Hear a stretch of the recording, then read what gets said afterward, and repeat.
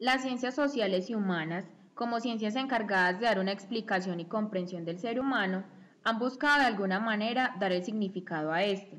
a través de diferentes paradigmas. Sin embargo, los resultados obtenidos de alguna manera no dan cuenta real cuando se trata de comprender individualidades, particularidades, diversidades, otredades. Desde las ciencias sociales y humanas nos vamos a ubicar especialmente en la psicología y la antropología.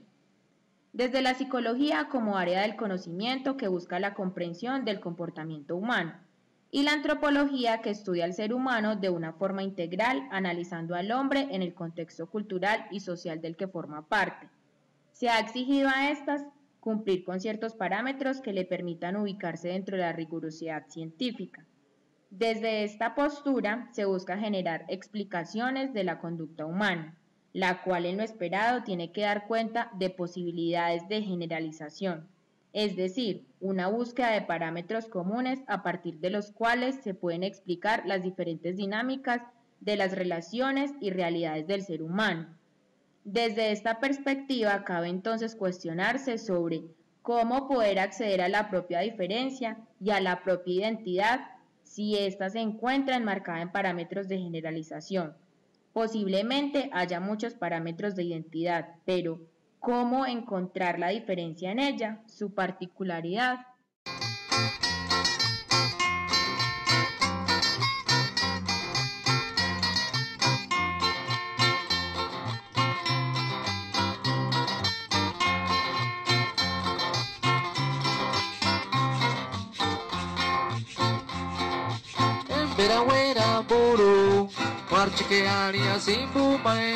Teniendo en cuenta este cuestionamiento, pareciera que el ser humano se leyera a partir de unos datos, los cuales han sido creados a partir de una lógica externa, de un observador que analiza desde su subjetividad, que si bien se da una relación recíproca de afectación activo-pasivo y viceversa en la relación establecida sujeto-objeto.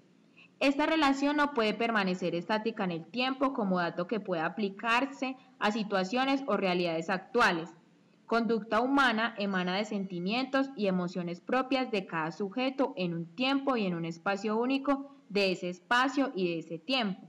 Entonces, ¿cómo poder generalizar resultados o datos obtenidos de unos tiempos y unos espacios que no corresponden a lo que puede vivenciarse en otros tiempos, en otros espacios? Igualmente, para aprender una conducta, un sentimiento, cómo asirla si no soy igual al otro, cómo abstraerla intacta si al tomarla ya se afecta desde mi subjetividad, cuando le doy un significado, un dato, un número. Ante este dilema, el paradigma positivista se sustenta en aprender la emoción y la conducta a partir de lo observable, lo sintomático, y cuantificarlo para luego darle un significado desde el otro, desde la externalidad, desde lo que pretende dar una respuesta generalizable y homogénea a partir de estándares rigurosos que son lo que al final establecen la validez y la sustentación en lo observado y medido, pero que al final continúa dejando de lado la verdadera esencia de lo humano, de lo individual. En los ejercicios investigativos, los resultados finales que se obtienen siempre son tomados de las cantidades significativas, es decir, de lo obtenido en la mayoría de muestra o muestras donde lo mínimo de significancia pasa a un segundo plano, pero que de alguna manera esta minoría es lo que hace la diferencia, la particularidad de cada sujeto en su esencia valorado, además de que la interpretación de los resultados pueden tener distorsiones a partir del sujeto que observa, quien tiene ya unos esquemas cognitivos elaborados, arraigados y construidos desde su propia realidad, y las bases conceptuales teóricas que retoma como fundamento analítico de la información, la cual es ajena al contexto y a la muestra misma de análisis tanto en espacios como en tiempos. ¿Cómo entonces querer comprender una realidad de manera holística sin perder la esencia de cada uno de quienes se involucran en ella? Y me perdonen por la disculpa que yo voy a pedir a ustedes. Es sobre lo que traducen ustedes. Yo creo que ellas cuando no entienden bien en el español, o ellas, perdón, ellos no entienden, o ellas no entienden lo que hablamos en cambio. pasan igual como uno. Por ejemplo, si uno no entiende bien el español,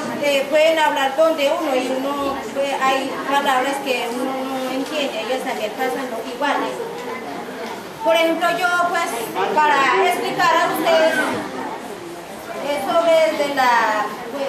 de lo que estamos haciendo, un cuento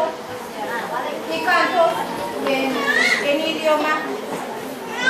quiero pedir el favor y quiero decir en mi lengua como vean, como estamos, pues, como costumbre, como siempre hablamos en idioma.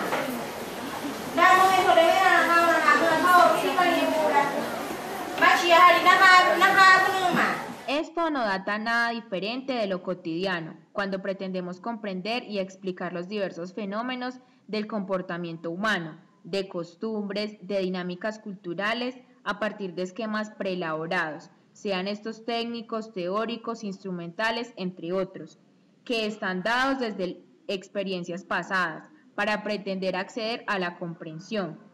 Cuando se nos pide diagnosticar, evaluar, construir proyectos desde una necesidad del otro, pero que se puede peligrosamente sesgar por variables internas y externas. El mismo lenguaje puede igualmente desviar, puesto que si bien existe un número finito de signos, estos igualmente puede dar un número finito de significados, tanto desde lo emocional como desde la misma estructuración del lenguaje, llevando esto entonces a convertirse en una necesidad propia del sujeto evaluador y observador, y no de la necesidad propia y auténtica del otro. Esta forma de concebir el conocimiento y la explicación a los fenómenos comportamentales del ser humano y su cotidianidad inmersa en los diferentes espacios culturales ha generado atrapamientos, como dice Semmelmann, llevando a determinismos absolutos, disminuyendo la propiedad de ser autónomos y activos en el tiempo, imposibilitando posibilidades de conocimiento internos.